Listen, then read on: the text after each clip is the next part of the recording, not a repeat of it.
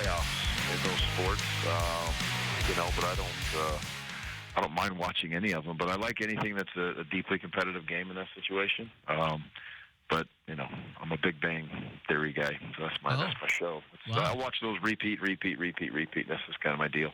Interesting. Little Sheldon Cooper action there. Did you You got it. Did you play baseball as a youth? Oh, geez. I don't know if you could call. I was on some teams in baseball, but I don't know if you could call I was actually a player. Yeah, I was very poor at that game. Really? So, yeah, I Hard played game. the league, but after that it was a wrap. Well, I picture you. Soft pitch softball sometimes. Oh yeah, that's always fun. Yeah. I picture you grabbing a Blanton's and sitting down and catching some sinking ball tonight. That's my night for you. That could happen. So, I don't know. Stanford they're kind of weird this year. They have a winning record, but they aren't doing offensively what many thought. What are the differences? But they're still Stanford. Like they want to smash, play that smash mouth game. What are the differences between preparing for a smash mouth team like this versus a spread sort of high octane team that you see in the Pac-12? Well, there's a huge physical part to this game. I think that goes into the preparation. It's like preparing for Utah, I would say.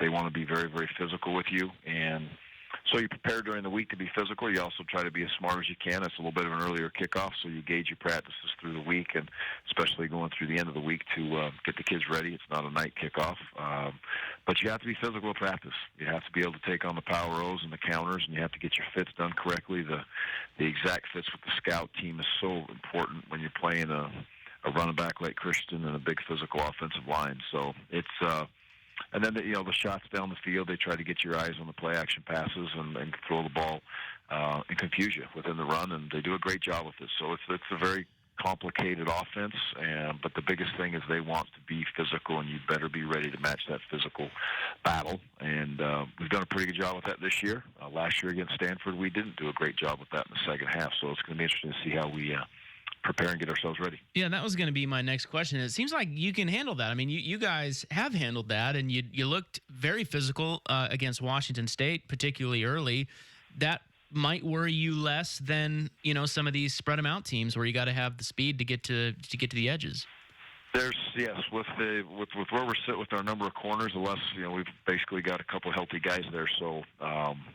Devin has to come in and play in the nickel and be on the third wide receiver, and they will go some 11 personnel, and then they'll stack it up in there, and it's there's 22 guys right there on the screen, and that's when it gets really physical. So this is a good test for us. I like it. It's an offensive line that likes to play the game the right way. They're physical. They're tough-minded. They like to finish you, and they pride themselves in it. So it's a good test, and we'll see how we stack up against it consistently. And the key is we'll try to gang up on them a little bit in the run game, but they still have the ability to throw it, and that's what teams are doing to us a little bit now, is ganging up on us in the run game and daring us to throw it. Yeah, what has been the evolution of your run game? At the start of the year, we talked about it, week to week, trying to find some semblance of a run game. And not only you guys have found some semblance, but you guys are running the ball real well. What has been the kind of inception behind that? Well, I think it's good players, when it's good, it's players, and they're doing a nice job. I think the coaches have done a nice job of adjusting the scheme and do what we do. There's obviously some run plays in there we like to take back that could possibly give us a chance to do special things towards the end of games, and that's been the kind of a issue for us. But overall, we got some really good. We have, maybe in Ryan Nall, and he's healthy. I don't know how underrated he would be in the country, but I don't know if he splashed onto the scene. But hopefully we can get him to that spot as he moves through his career, because I think he's special. And the offensive line has gelled together since they've had some kids that have been able there to come and start together and do some things. And the young tight end and Thule, he's come around, and I think that Ricky has done some nice things. Ricky Ortiz at the fullback /H/tight end. He's had to do a lot of different things there to help our run game go. But getting ganged up on a little bit now, so we've got to be able to throw that ball. Did you recruit Ryan Nall? No, Ryan was here, and I did not know of him. And then when we got here, he was here and working hard and ready to go, and he'd done some good things. Yeah, I guess. Oh, so you didn't know? Okay, so let's see, what was that? 2014. So you were at Utah State. You didn't know of him? Well, I was Wisconsin. Oh, you were at Wisconsin. Okay, yeah, all right. Yeah, I remember watching him in high school, and he was a hell of a linebacker. I just wondered if you had any insight as to why he's now a running back. I mean, damn good running back, but he was, good all over the field, it seemed. Yeah, when we came here, he was basically wide open to whatever. He had gone through the process and had worked hard and saw himself as a linebacker or as a running back, and that's just Ryan. He'll do whatever you want him to do, and he'll play wherever you want him to play. But we definitely had a need for a guy like him that moved at the running back spot, and so we put him there. And we all know the story. It almost switched over there. I almost made a critical error, but thank goodness I didn't. He ran the way he did in the Civil War a year ago, and that put him at the running back forever. Yeah, what is it about him? Because you're right. I mean, I know he's battled some injuries, but when he's healthy, not only does he have a knack, he's a physical, punishing runner, but he has a knack for breaking big runs and being able to run away from people. Yeah, he's fast. He's a lot faster than people think. That's number one. And then number two, I think he's a kid that has angles, and his angles have gotten better. I've always felt that a next level or an elite tailback, if you will, once he does break into the second level, he has the ability to play with angles and read angles and know where he's going. I think he's drastically improved in that this last year. He's not just going to always try to outrun you. He's going to try to use the field to his advantage at times and use angles to get a few extra yards. And that's been a big part of Ryan's game. When he gets in the open field, he's deceptively fast, absolutely. And I don't know why we would keep saying that. He's fast. He's proven that. But because he's so big, I think people are surprised.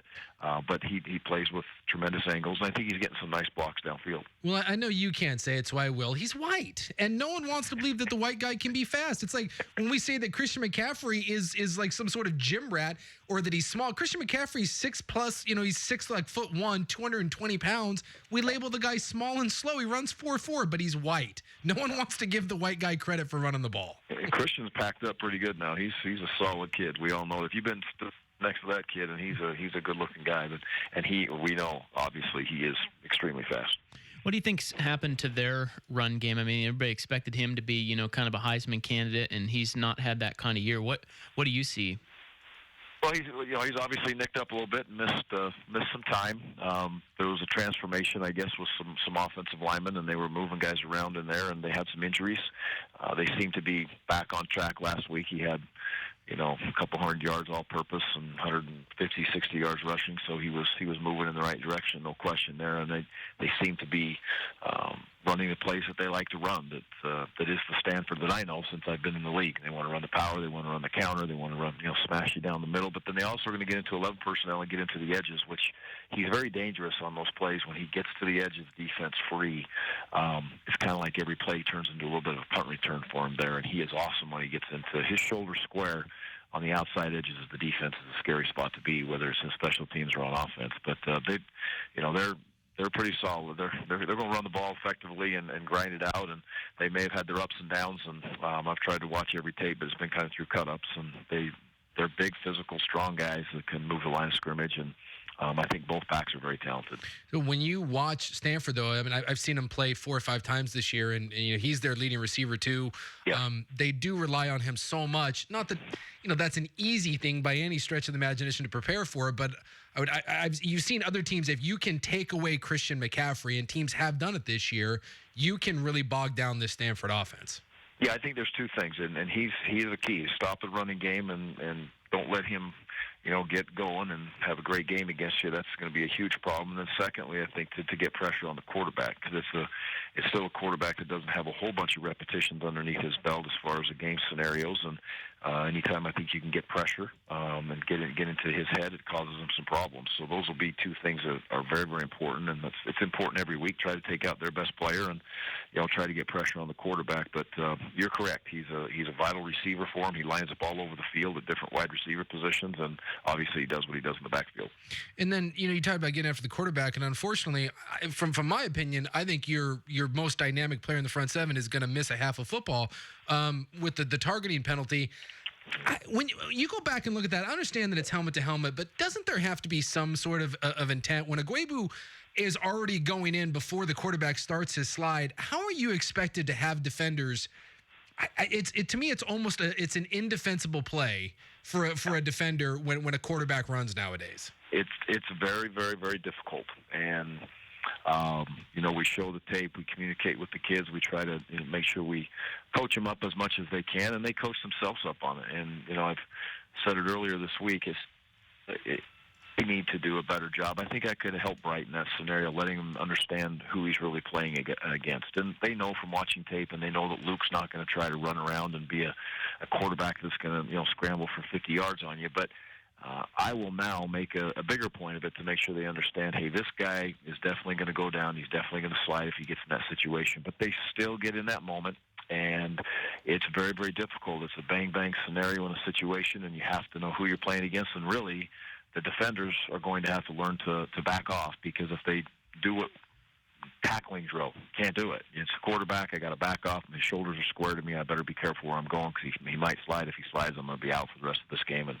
possibly some of the next one, depending on the situation. So it's difficult. So you think we're really at that point now when a quarterback runs, you almost have to go up and approach it like it's going to be a two-hand touch. Like you Correct. just have to break down and wait for him to slide almost.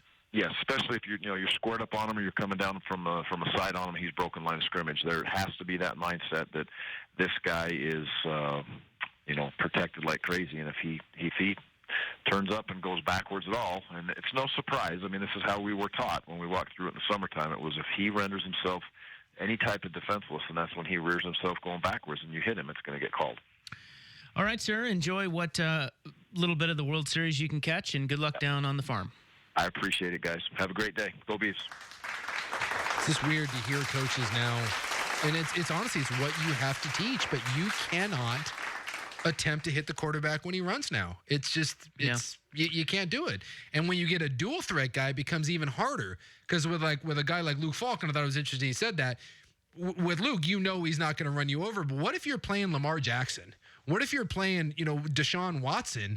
Because those guys still have the ability to slide. Well, what if you were playing Cam Newton? Yes. In college. Who's 255 pounds and will run you over. It's just like, the Aguebu hit, which I think is a big deal because he's going to be out for that first half against Stanford, and I think he's their best front seven player, and he got kicked out on the targeting penalty, and it was a helmet-to-helmet hit. I understand why they threw the flag, but he launched himself. He went in for a tackle before Falk had started the slide, and it's no man's land. I feel really bad for defenders with this rule in college football, because it's not just a 15-yard penalty. You are kicked out of essentially 2 games. Yeah, I don't like the getting kicked out of the next game, the half. I don't like that at all. All right, Gary Andersen and the Beavers take on Stanford 12:30 on Saturday. They're going to kick that one down there, and it will be on Fox Sports 1. And I want to see what Oregon State can do against Stanford's defense. I don't think Stanford's going to score a bunch of points. Their offense isn't very good, but Stanford's defense has been pretty solid, even with the struggles. And got to see if Oregon State can be physical and run the football with that improved offensive line and Ryan Nall.